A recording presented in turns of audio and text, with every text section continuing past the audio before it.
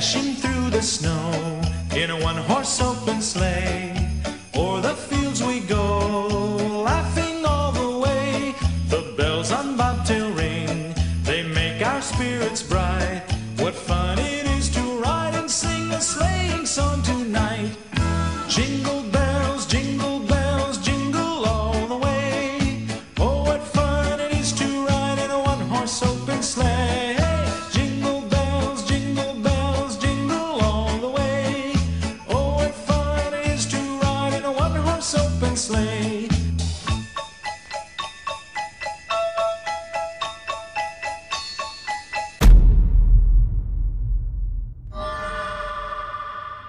Eh, t'es là, toi?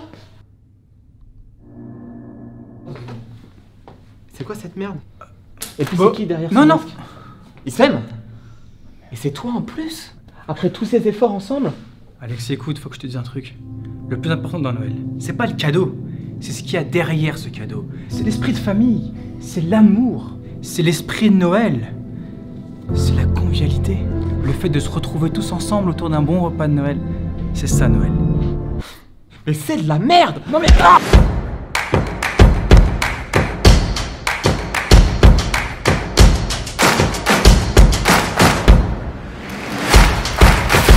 Oh oh oh, bonjour à toutes et à tous. J'espère que vous allez bien. On se retrouve pour ce JTDC un petit peu spécial, sous le signe de Noël, vous l'avez remarqué. Alors, pour notre première actualité du jour, on va vous parler d'Apple. Bah ouais, la transition elle est pas mal. Je suis sûr que pas mal d'entre vous veulent le dernier iPhone 12 Pro Max comme cadeau de Noël. Alors si vous suivez un petit peu l'actualité, vous êtes quand même au courant qu'Apple a eu du mal à tenir le choc face à la concurrence et notamment la sortie des derniers Huawei qui mettaient en difficulté la marque. Les gens en fait, dans un premier temps, ils critiquaient le prix des derniers iPhones et surtout leur faible apport en nouveautés. Si bien qu'aux yeux du monde, la marque a perdu de sa splendeur et n'est plus aussi révolutionnaire qu'elle ne l'était durant l'ère de Steve Jobs. Résultat, fin 2019, la marque avait perdu plus de la moitié de sa valeur boursière. Combien? Cependant, l'année 2020 aura été une année plutôt décisive pour la marque. Premier élément de réussite, son renouveau au niveau de son image et de ses principes. Je m'explique. Premièrement, la marque a annoncé vouloir répondre aux inquiétudes montantes concernant la fameuse collecte de données intrusives via les applications en imposant des nouvelles règles très restrictives aux développeurs. Alors évidemment, des grandes marques ont contesté, mais Apple est resté très ferme et a, contre l'avis général de grandes marques comme Facebook ou Epic Games, Epic Games c'est les gars qui ont fait Fortnite, poursuivi l'idée de restriction et depuis quelques jours maintenant, il est désormais obligatoire pour les applications de lister en détail la collecte de données ainsi que les raisons de ces collectes sous peine de se faire bannir de la plateforme d'Apple. En tout cas, c'est plutôt cool, ça veut dire qu'on va pouvoir ne plus être sur écoute et que je peux dire enfin n'importe quoi devant mon téléphone. Yeah! Mais ce n'est pas tout.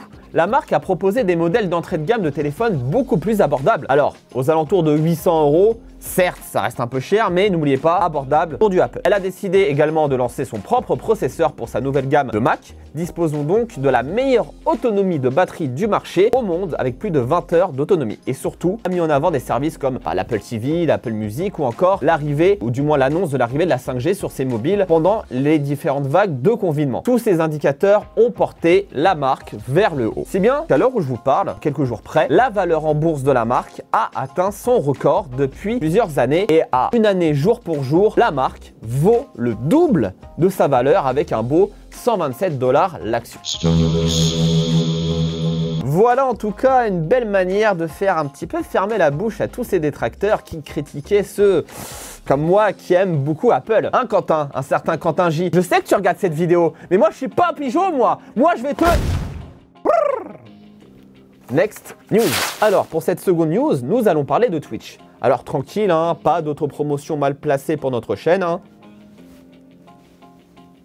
On va plutôt s'arrêter quelques instants sur sa belle évolution durant cette année 2020. Initialement lancée en 2011, Twitch est une plateforme de streaming en direct hyper interactive à destination des gamers.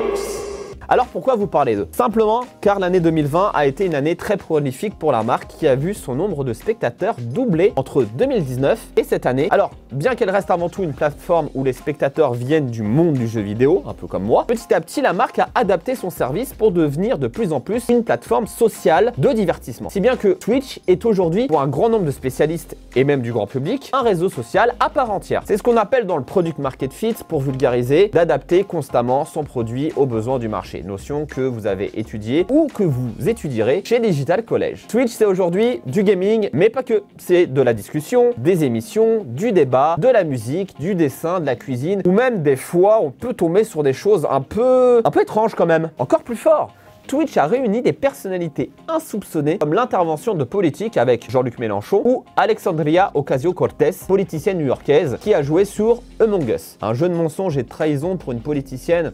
Franchement, pas mal du tout. Mais on peut en citer également d'autres choses comme des compétitions sportives officielles pendant le confinement, comme un circuit réel de Formule 1 qui n'a pas eu à avoir lieu, qui finalement s'est déroulé dans un jeu vidéo. Et pour finir, comme on est dans le thème, l'arrivée de nombreux sportifs comme Antoine Griezmann ou Gaël Monfils et également des personnalités issues de la télé. Bref, il y a encore un an, vous vous demandiez à une personne au hasard ce qu'elle pensait de Twitch, vous aviez souvent le droit à quelque chose comme ça.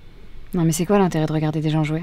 Et aujourd'hui, ces mêmes Connard. ont revu le service Twitch complètement différemment. Alors, pour résumer, c'est quoi la recette magique de Twitch? L'interactivité et la proximité avec les personnes. Comme ça avait déjà été le cas, hein, c'est pas révolutionnaire, hein, avec l'avènement des réseaux sociaux à l'époque, la proximité avec les personnalités est encore beaucoup plus puissante sur Twitch. En fait, vous pouvez échanger en direct, faire des gages aux personnalités, poser des questions, proposer du contenu et discuter avec les autres spectateurs et pourquoi pas devenir amis avec ces derniers. Bref, si on vous parle de ça, c'est parce que vous êtes étudiant dans le digital et que même si c'est pas votre tasse de thé, bah malgré tout, il faut vous intéresser à ce domaine. Comme moi, j'ai pu le faire tristement avec TikTok à contre-cœur.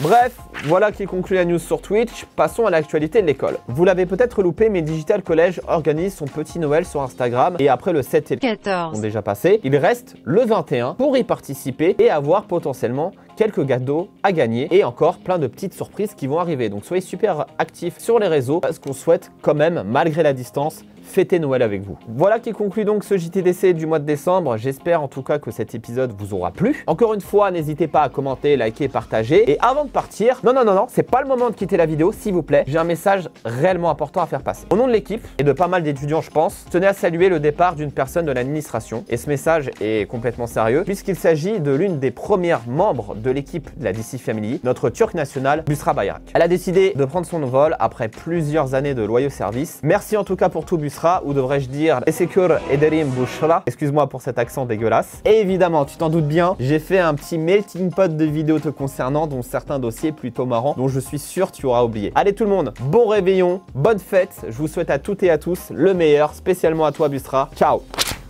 Wesh, dame poubelle, bien ou quoi?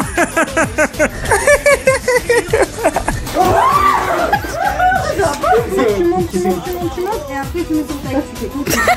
Busra Bayrak! Busra Bayrak! Salut!